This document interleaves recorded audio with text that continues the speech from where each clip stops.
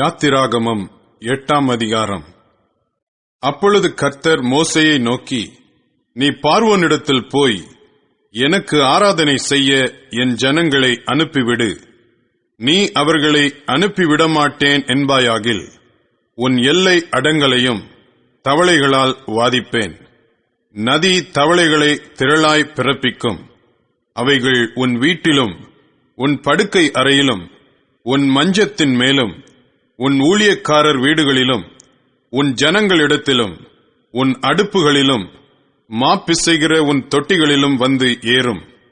அந்த தவளைகள் உன்மேலும், உன் ஜனங்கள் மேலும், உன் ஊழியக்காரர் எல்லார் மேலும் வந்து ஏறும் என்று கர்த்தர் சொல்லுகிறார் என்று சொல் என்றார். மேலும் கர்த்தர் மோசேயினிடத்தில், நீ ஆரோனை நோக்கி, நீ உன் கையில் இருக்கிற கோலை நதிகள் மேலும், வாய்க்கால்கள் மேலும், குளங்கள் மேலும் நீட்டி, எகிப்து தேசத்தின் மேல் தவளைகளை வரும்படி செய் என்று சொல் என்றார்.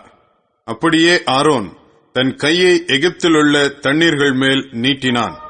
அப்பொழுது தவளைகள் வந்து எகிப்து தேசத்தை மூடிக்கொண்டது. மந்திரவாதிகளும் தங்கள் மந்திர வித்தையினால் அப்படி செய்து எகிப்து தேசத்தின் மேல் தவளைகளை வரப்பண்ணினார்கள். பார்வோன் மோசேயையும் ஆரோனையும் அழைப்பித்து, அந்த தவளைகள் என்னையும் என் ஜனங்களையும் விட்டு நீங்கும்படி கர்த்தரை நோக்கி வேண்டிக் கொள்ளுங்கள். கர்த்தருக்கு பலியிடும்படி ஜனங்களை போக விடுவேன் என்றான். அப்பொழுது மோசே பார்வோனை நோக்கி, தவளைகள் நதியிலே மாத்திரம் இருக்கத்தக்கதாய் அவைகளை உம்மிடத்திலும் உம்முடைய வீட்டிலும் இல்லாமல் ஒளிந்து போகும்படி செய்ய உமக்காகவும் உம்முடைய ஊழியக்காரருக்காகவும் உம்முடைய ஜனங்களுக்காகவும் நான் விண்ணப்பம் பண்ண வேண்டிய காலத்தை குறிக்கும் மேன்மை உமக்கே இருப்பதாக என்றான். அதற்கு அவன், நாளைக்கு என்றான். அப்பொழுது இவன், எங்கள் தேவனாகிய கர்த்தருக்கு ஒப்பானவர் இல்லை என்பதை நீர் அறியும்படிக்கு உம்முடைய வார்த்தையின்படி ஆகக் கடவது. தவளைகள் உம்மையும் உம்முடைய வீட்டையும் உம்முடைய ஊழியக்காரரையும் உம்முடைய ஜனங்களையும் விட்டு நீங்கி நதியிலே மாத்திரம் இருக்கும் என்றான். மோசேயும் ஆரோனும் பார்வோனை விட்டு புறப்பட்டார்கள். பார்வோனுக்கு விரோதமாக வரப்பண்ணின தவளைகள் நிமித்தம் மோசே கர்த்தரை நோக்கி கூப்பிட்டான். கர்த்தர் மோசேயின் சொற்படி செய்தார். வீடுகளிலும் முற்றங்களிலும் வயல்களிலும் இருந்த தவளைகள் செத்துப் போயிற்று. அவைகளை குவியல் குவியலாக சேர்த்தார்கள். அதனால் பூமி எங்கும் நாற்றம் எடுத்தது. இலகு உண்டாயிற்றென்று பார்வோன் கண்டபோதோ தன் இருதயத்தை கடினப்படுத்தி அவர்களுக்கு செவி கொடாமற் போனான். கர்த்தர் சொல்லியிருந்தபடி ஆயிற்று. அப்பொழுது கர்த்தர் மோசேயினிடத்தில், நீ ஆரோனை நோக்கி, உன் கோலை நீட்டி பூமியின் புழுதியின் மேல் அடி. அப்பொழுது அது எகிப்து தேசம் எங்கும் பேன்களாய் போம் என்று சொல் என்றார். அப்படியே செய்தார்கள். ஆரோன் தன் கையில் இருந்த தன் கோலை நீட்டி பூமியின் புழுதியின் மேல் அடித்தான். அப்பொழுது அது மனிதர் மேலும் மிருக ஜீவன்கள் மேலும் பேன்களாய் எகிப்து தேசம் எங்கும் பூமியின் புழுதியெல்லாம் பேன்களாயிற்று. மந்திரவாதிகளும் தங்கள் மந்திர வித்தையினால் பேன்களை பிறப்பிக்கும்படி பிரயத்தனம் செய்தார்கள். செய்தும் அவர்களால் கூடாமற் போயிற்று. பேன்கள் மனிதர் மேலும் மிருக ஜீவன்கள் மேலும் இருந்தது. அப்பொழுது மந்திரவாதிகள் பார்வோனை நோக்கி, இது தேவனுடைய விரல் என்றார்கள். ஆனாலும் கர்த்தர் சொல்லியிருந்தபடி பார்வோனுடைய இருதயம் கடினப்பட்டது. அவர்களுக்கு செவி கொடாமற் போனான்.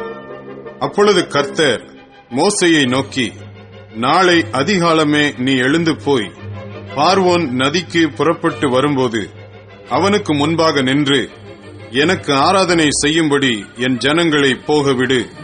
என் ஜனங்களை போகவிடாயாகில் நான் உன்மேலும் உன் ஊழியக்காரர் மேலும் உன் ஜனங்கள் மேலும் உன் வீடுகள் மேலும் பலவித வண்டுகளை அனுப்புவேன். எகிப்தியர் வீடுகளும் அவர்கள் இருக்கிற தேசமும் அந்த வண்டுகளால் நிறையும். பூமியின் நடுவில் நானே கர்த்தர் என்பதை நீ அறியும்படி என் ஜனங்கள் இருக்கிற கோசேன் நாட்டில் அந்நாளிலே வண்டுகள் வராதபடிக்கு அந்த நாட்டை விசேஷப்படுத்தி என் ஜனங்களுக்கும் உன் ஜனங்களுக்கும் வித்தியாசம் உண்டாகும்படி செய்வேன். இந்த அடையாளம் நாளைக்கு உண்டாகும் என்று கர்த்தர் சொல்லுகிறார் என்று சொல் என்றார். அப்படியே கர்த்தர் செய்தார்.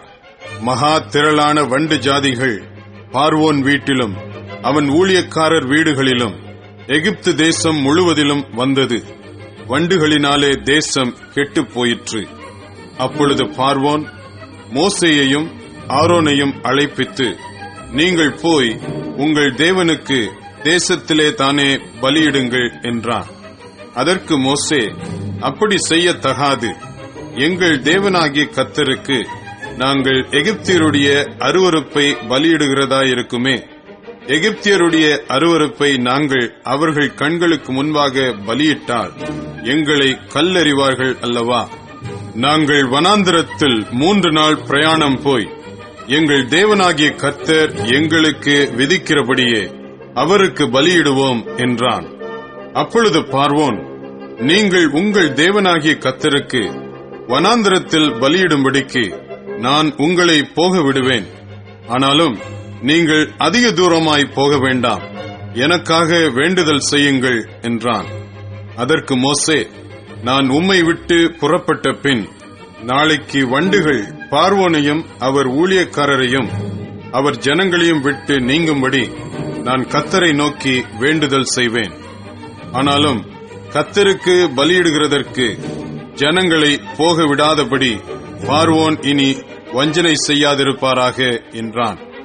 மோசே பார்வோனை விட்டு புறப்பட்டு போய் கர்த்தரை நோக்கி வேண்டுதல் செய்தான். அப்பொழுது கர்த்தர் மோசேயின் சொற்படி வண்டு ஜாதிகள் பார்வோனையும் அவன் ஊழியக்காரரையும் அவன் ஜனங்களையும் விட்டு நீங்கும்படி செய்தார். ஒன்றாகிலும் மீந்திருக்கவில்லை. பார்வோனோ இந்த முறையும் தன் இருதயத்தை கடினப்படுத்தி ஜனங்களை போகவிடாதிருந்தான்.